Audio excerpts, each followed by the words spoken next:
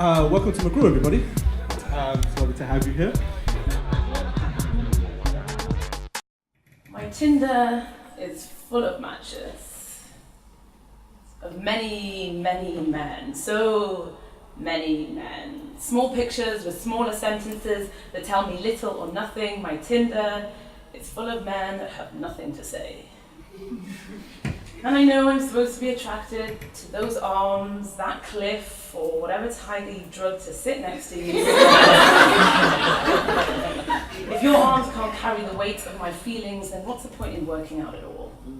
And if your bravery takes you to the top of every mountain, but you still can't look me in the eye, then why scale so many heights if you aren't prepared to look at the view? And if you like your creatures sedated, I can tell you now, I will never be the woman for you. My Tinder is full of quiet conversations. How are you? What do you do? What music do you listen to? And I am full of thunder and questions about life, so I don't know how to answer with the soft raindrops they're so accustomed to, and this world would have me bite my tongue, but I've always been a rebel, so I ask the big questions. I talk about the uncomfortable truths, and when he calls me girl, I say woman, it's woman. We make it to a bar. Lights low enough to hide our insecurities. When he asks me what I like to drink and I tell him I don't drink, he laughs and says, how am I going to get you into bed if you're not drunk?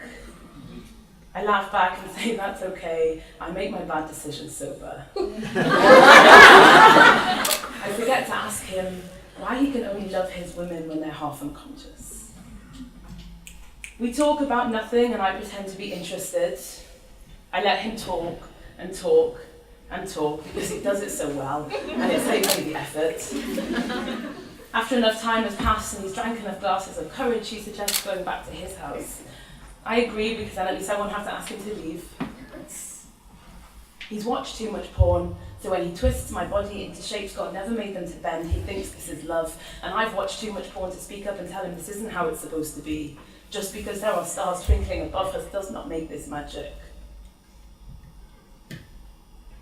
The dawn breaks, and I crawl back, because his arms stink of loneliness, and I'd rather make it back with the morning commute.